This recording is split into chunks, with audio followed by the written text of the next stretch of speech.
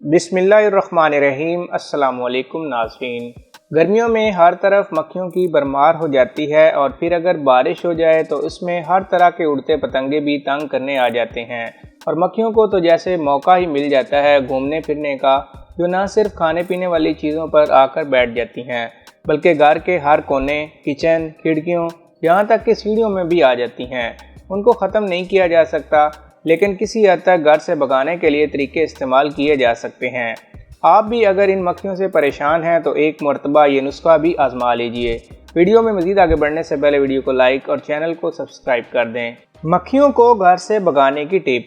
एक केले के छोटे छोटे टुकड़े काट कर उसको प्याले में रख लें। अब इसमें आधा गिलास नीम गर्म पानी डाल दीजिए।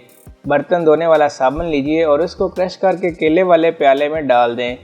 इसमें 3 से 4 चम्मच सेब का सिरका डालकर ऐसी जगह रख दें जहां मक्खियां ज़्यादा आती हैं, और अगर हर कोने में रखना चाहें तो ऐसा भी कर सकती हैं। जहां केला खाने के चक्कर में मक्खियां आएंगी लेकिन साबुन के केमिकल की वजह से चिपक कर मर जाएंगी, और सेब के सिरके की खुशबू से मक्खियां भाग भाग कर इस प्याले की जानिब आएंगी।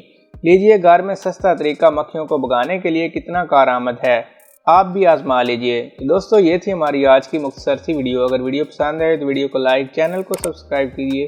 शुक्रिया।